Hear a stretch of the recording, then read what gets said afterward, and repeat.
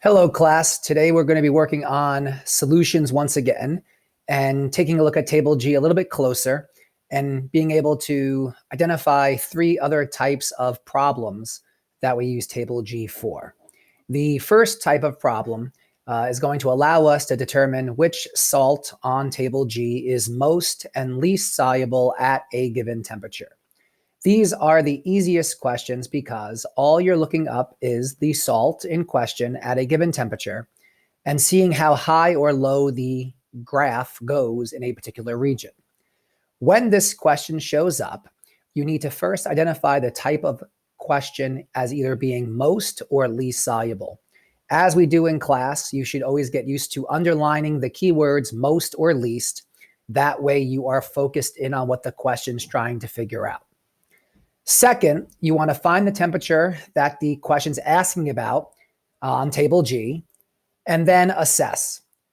If I'm looking for the lowest or the highest curve, lowest is going to refer to least, and the highest is going to occur and relate to most soluble. So when I'm looking at table G, I know the curves show me lines of saturation, so I want to see which one's lower or higher in a particular region. Take a look at these two examples. It says, which substance is most soluble at 60? Now, in order to do this question, I need to look at table G, and I need to look to find out 60 degrees Celsius. Now, this question says most. So most means I'm going to look for the highest possible curve at 60. So if I go to table G and I go to 60, I'm looking for the curve that crosses at the highest point. Boom, right here. NaNO3 is the highest point at 60 degrees Celsius where the line crosses. I can't use Ki because Ki does not reach to 60 degrees Celsius. So I need to then 60 degrees Celsius, the one that was most soluble, has to be the highest, and we found that to be NaNO3. Notice how easy that was. Once we find the temperature, we slide up to find most means highest. Highest curve was NaNO3. Take a look at this second question. Which substance is least soluble at 20? So again, I want to focus in on least means lowest, 20 degrees Celsius on table G. So 20 degrees Celsius, it said least means lowest. The lowest one is right here. Now you got to be careful because these lines are close. So if I look to see which curve this represents, this is my KClO3 curve. So least soluble at 20 meant lowest curve at 20 degrees Celsius, and that was KClO3. Again, I always find these to be the easiest types of questions because there's not much involved. Least is lowest, highest is most. All I got to do is find the temperature and look at the graph. Pretty easy to do. The other type of question that we're going to see mentions precipitation. Now, remember that when it comes to precipitation in solutions, a precipitation is when the temperature changes and the amount of salt that can dissolve changes along with it.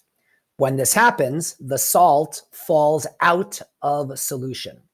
So in these questions, if it mentions falls out, or I see the word precipitation, I would know it's this second type of category.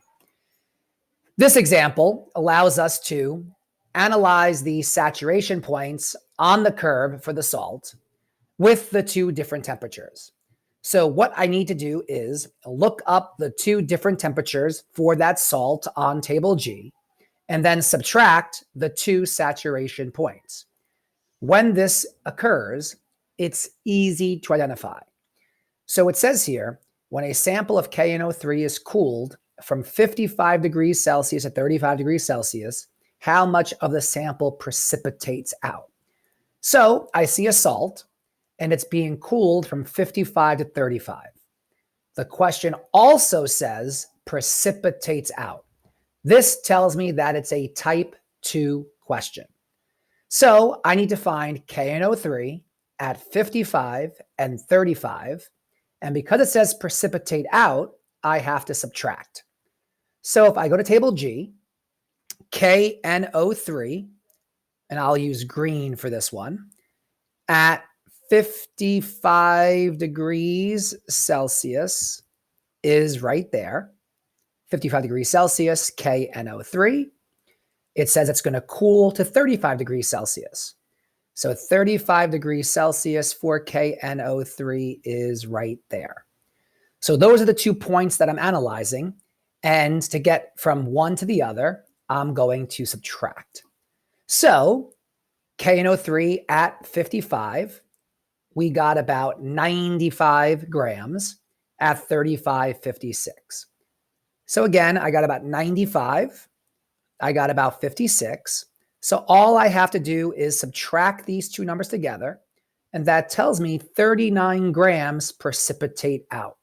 That means when I cool it, it's going to fall down to the bottom because the solvent will no longer be able to hold that amount of solute. These questions, again, are a little bit more challenging because you're comparing two different points on the graph for the same curve. Precipitate out means to subtract. Let's take a look at another example. When a sample of NH4Cl is cooled from 90 to 10, how much of the sample falls out of solution? So notice I have a salt, two temperatures, 90 and 10. And this question says not precipitate, but it says falls out of solution, which is the same as precipitation. So once again, I have to go to table G, look up NH4Cl at 90 and 10. So for this one, I'm going to use a blue marker. So NH4Cl at 90 is about there. And NH4Cl at 10 is about there. So around 72, 33 here. So let's take a look. At 90 degrees Celsius, I estimated about 72. At 10 degrees Celsius, I estimated about 32. So 72 minus 32 allows me to figure out that 42 grams of the salt precipitates out. That's what falls out of solution. Again, not a hard thing to do. It's identifying what salt you have at those two temperatures and then subtract the two answers. The third type of problem is going to allow us to find out how much of a salt is needed or to be added to make a solution saturated. Now, we already know that to become saturated, I have to get to the line. And there's two things that's going to happen here. I'm going to find the spot on table G that is given to us in the question about the salt. I then am going to see how much needs to be added to bring the spot to the line of saturation. So just like with type 2 precipitation, once I have my two numbers, I'm going to ask myself, what do I need to bring me to that point? Let's take a look. A solution of ammonia at 20 degrees Celsius contains 40 grams. How much must be added in 100 grams of water to make it saturated? So to focus us in, we have ammonia at 20 and we have 40 grams. We want to know how much must be added in 100 grams of water to make it saturated. Now again, 100 grams of water means it's normal. That's just there to give us a context of the question, but it's not needed. So I need ammonia at 20 degrees Celsius. So table G, I'm going to use red. NH3 at 20 degrees Celsius is right there. Well, that is about 55, 56, right? So the question says, I have only 40 grams. How much do I need to make it saturated? Well, I found out at 20 degrees Celsius, it needs 56 grams. I only have 40. So simple math tells me that I ask myself, what plus 40 will give me 56? And that answer is going to be 16. I could have also subtracted 56, take away 40. That would also give me 16. But either way you set it up, it works the same way. The last example, a solution of KCl at 10 degrees Celsius contains 5 grams. How much must be added to make it saturated? It says KCl at 10, and I have 5. So KCl at 10, I'll use yellow here. KCl at 10. Oh, let's go back to that question. Sorry. Yeah, KCl at 10. So KCl at 10 degrees Celsius is right there. So that's about 30. So what I found out on table G is that 10 degrees Celsius for KCl, I need 30 grams. I only have 5.